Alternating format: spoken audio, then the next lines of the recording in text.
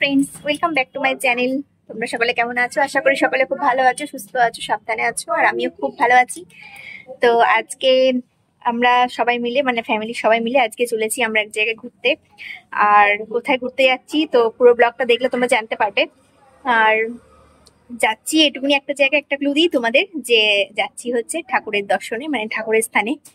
তো কোথায় যাচ্ছি সেটা তো জানতে গেলে তোমাদের পুরো ব্লগটা দেখতে হবে। তো চলো, এখন আমরা রেডি সেডি হয়ে গেছি। এখন বাজে ঘড়িতে প্রায় 11টা। তো এখন বেরিয়ে পড়া যাক। তো চলো।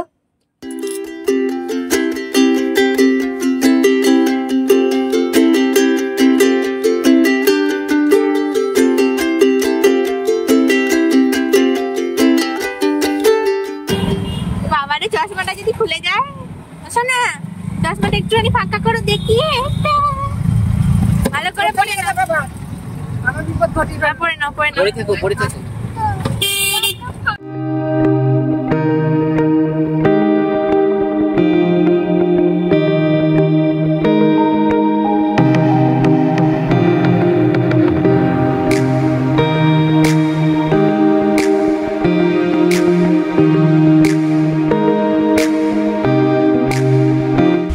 আমাদের যাওয়ার কথা ছিল ব্যান্ডেল স্টেশন, কিন্তু আমরা চলে এসেছি এখন চুঁচুড়া স্টেশনে। আর এখানে এসে এখন তৎকালীন একটা টিকিট কাটছি আমরা। আর সেই কাজটা করতে গেছে বাবু আর আমার হাজব্যান্ড দুজনে মিলে। তো ওরা আসলে তারপরে তোমাদের সাথে আমি পরে শেয়ার করছি যে কী কারণে আমরা ব্যান্ডেল থেকে চেঞ্জ করে আমরা চুঁচুড়ায় ট্রেন ধরতে এলাম।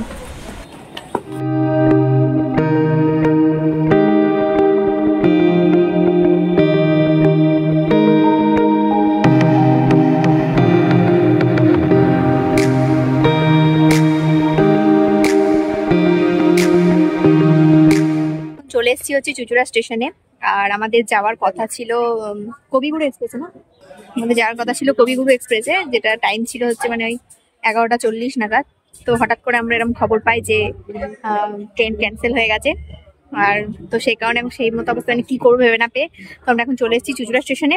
আর এখানে এসে এখন আমরা একটা জেনারেল কম্পার্টমেন্ট মানে থাকা সেরকমই একটা টিকিট পেয়েছি আর কি, রিজার্ভেশন তো পেলাম না।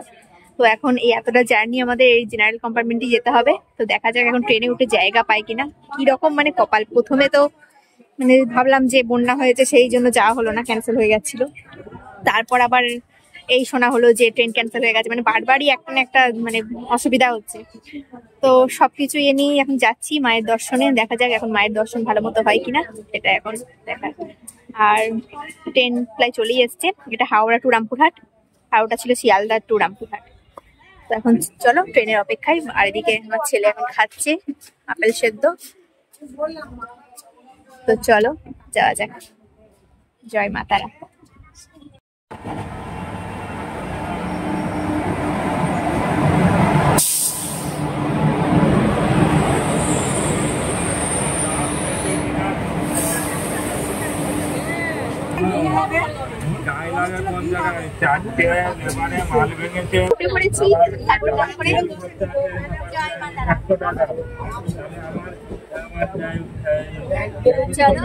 আমাদের জার্নি শুরু হয়ে গেছে।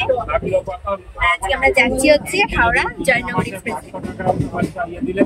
পুরো ফাঁকা ট্রেন, মনে হচ্ছে আমরা রিজার্ভেশন করে নিয়েছি, সিট পেয়ে গেছি, কোনো অসুবিধা নেই। আর আমার ছেলে এখন জানার ধারে বসে বসে বাইরেটা উপভোগ করছে।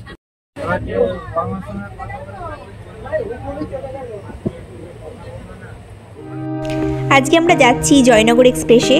তো যাই হোক, সেটা তো কোনোভাবে ক্যান্সেল হয়ে যাওয়ার কারণে এখন এটাতে চলেছি। আর এই ট্রেনটা 12টা টাইম ছিল, ঠিক টাইমই চলে এসেছে। আমরা উঠলাম আজকে চুঁচুড়া থেকে। আর ট্রেনের ভেতরে দেখতে পাচ্ছি একদম ফাঁকাই রয়েছে ভেতরটা। আর আমরা নিজেদের মতন করে বসে পড়েছি, যেন মনে হচ্ছে আমরা রিজার্ভ করে যাচ্ছি। আর ট্রেনের ভেতরে লোকজন খুব একটা ছিল না, যেহেতু দুপুর টাইম, তো তাই রিজার্ভেশন যে কামরাগুলো হয় সেরকমই নর্মাল কামরা, তো একই রকম সুযোগ সুবিধা রয়েছে এখানে।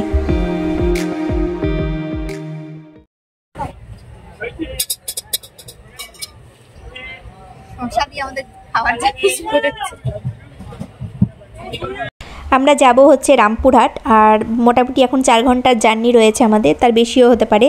তো এখন দুপুরবেলা আমাদের এখন এই ট্রেন থেকেই খাবার কিনে কিনে খেতে হবে। আর বাড়ি থেকেও কিছু খাবার নিয়ে এসেছি, শুকনো খাবার। আর ট্রেনে উঠে আমার সবথেকে পছন্দের জিনিস এই লজেন্সগুলো কিনে নিয়েছি।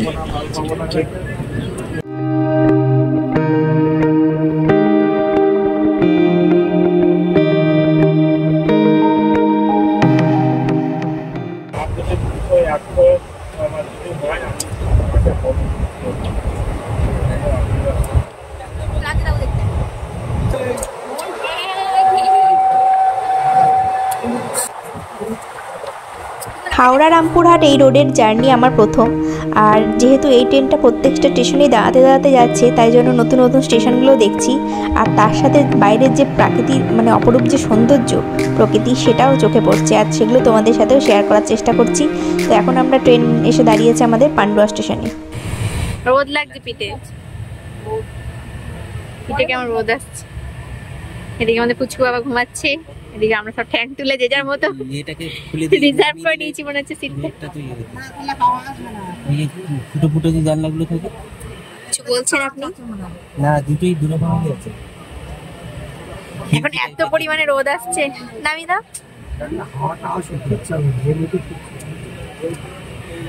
কি রোদ, বাপরে বাপরে, বাইরে তাকানো যাচ্ছে।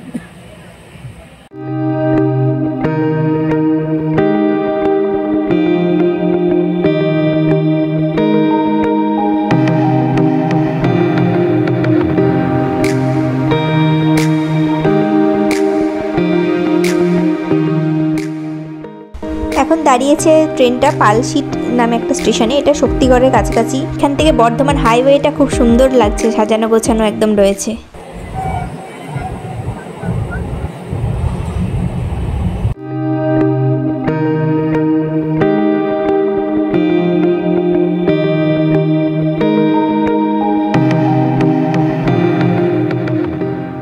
এসে দাঁড়িয়েছে বর্ধমান স্টেশনে। এখন হচ্ছে ঘড়িতে বাজে 1:30, আর আমার ছেলে এখনো কন্টিনিউয়াস ঘুমিয়ে যাচ্ছে। আর আমার গরমে বসে বসে এখন যাওয়ার কথা ছিল কোথায়, এসিতে, সেখানে আমরা যাচ্ছি হচ্ছে মানে এত গরমে ঘেমে। আমার ছেলের তো মানে একদম আজহাল অবস্থা। আর তো বেশি মানে এখনো 3 ঘন্টা। তো চলো এই গরমে এখন জার্নিটা এনজয় করতে করতে যাই। ট্রেন এখন ছেড়ে দিল বর্ধমান স্টেশন থেকে। খুব বেশিক্ষণ একটা দাঁড়ায়নি। আর বাইরে কি চারিদিকে রোদ রয়েছে। ঘড়িতে বাজে প্রায় দুপুর 2টো। আর এখন আমরা দুপুরবেলা স্ন্যাক্স খাচ্ছি সবাই মিলে। কি করব এখন, ভাত তো কোথায় পাবো জানি না, কখন পৌঁছাবো সেসবও জানি না। ট্রেন যেভাবে ধীরগতিতে এগোচ্ছে তাতে মনে হচ্ছে আমাদের পৌঁছাতে পৌঁছাতে প্রায় 5টা বেজে যাবে হয়তো। তো সেই কারণে এসব খেয়ে খেয়ে এখন মুখ চালাচ্ছি আমরা। আর ওদিকে আমার ছেলে এত সুন্দর ওয়েদারে ঘুমিয়ে যাচ্ছে, ওদিকে ওর দিদুন এখন হাওয়া করেই যাচ্ছে ওকে। তো চলো এভাবে যেতে থাকি আমরা এখন। নেক্সট টিফিন আমাদের এখন একটার পর একটা চলছে।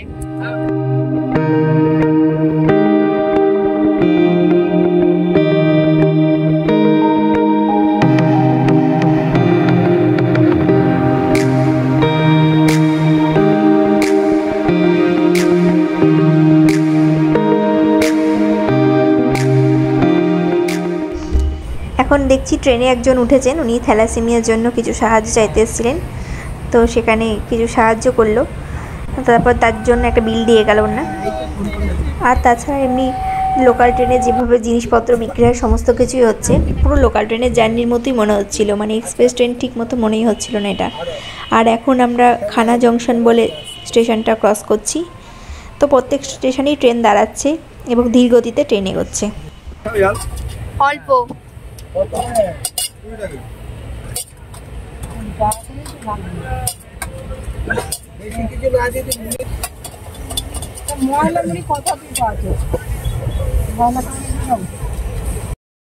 খুব খিদে পেয়ে গিয়েছিল, তাই জন্য আমি আর আমার বর এখন দুজনে মিলে ঝালমুড়ি খাবো বলে এক প্যাকেট ঝালমুড়ি নিয়েছি।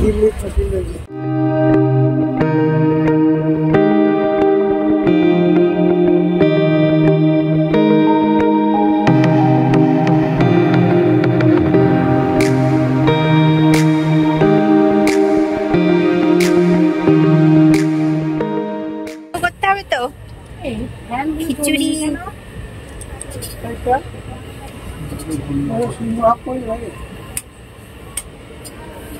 হাই ভগবান,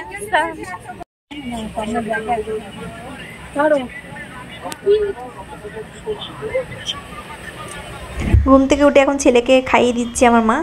আর বাড়ি থেকে খিচুড়ি করে নিয়ে এসেছিলাম ওর জন্য, সেটাই খাওয়ানো হচ্ছে।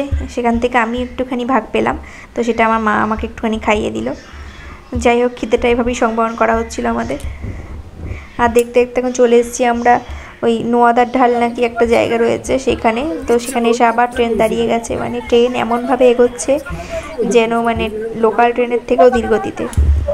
সেখানে এখন ট্রেন দাঁড়িয়ে রয়েছে আর লোকজন নেমে দুপুরবেলা সব বাইরে দাঁড়িয়ে দাঁড়িয়ে অপেক্ষা করছে কখন ট্রেন ছাড়বে। তো ওনারা সবাই বলছেন এই লাইনে নাকি ট্রেন এরকমভাবে ধীর গতিতেই চলে। আর দেখতে পাচ্ছি চারিদিকে কত বন্যা হয়েছে, মানে বন্যার জল মাঠের একদম চাষের জমিগুলো সব ডুবে গেছে। তো এখানে পরিস্থিতি খুবই খারাপ। তো তার মধ্যে দিয়ে আমাদের ট্রেন এগিয়ে চলেছে।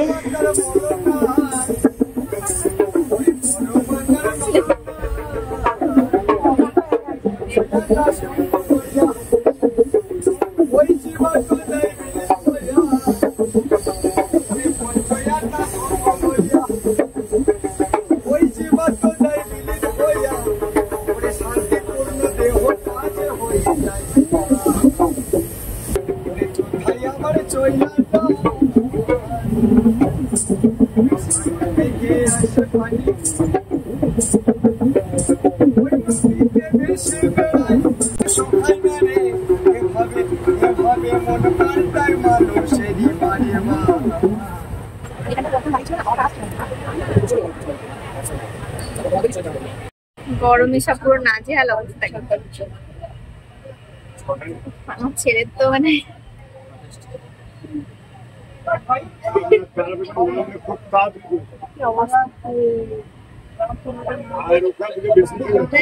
ভাগ্য খারাপ, গরমে কষ্ট করে যেতে হচ্ছে।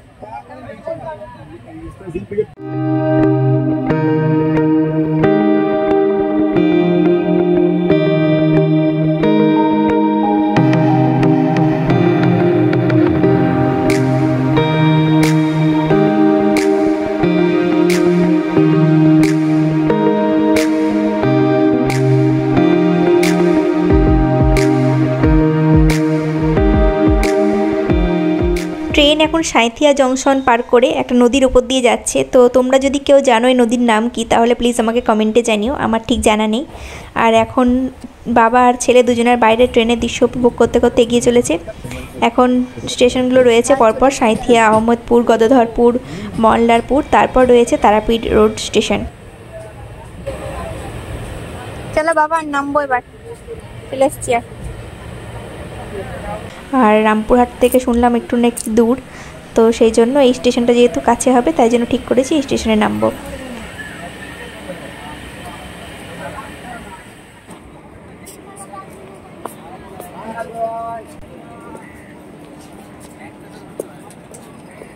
বাবরে এখন আমরা পৌঁছালাম হচ্ছে কটা বাজে, 4টে বাজে নাকি, 4:28। তারাপীঠ স্টেশনে নেমেছি আমরা আজকে। রামপুরহাটে নামার কথা ছিল, তারাপীঠে নেমে পড়লাম, এখান থেকে তাড়াতাড়ি হয়ে পড়লো। চলো এখন বাইরে যাই, অটো স্টেশন বা টোটো কি আছে দেখা যাক। কি রোদ।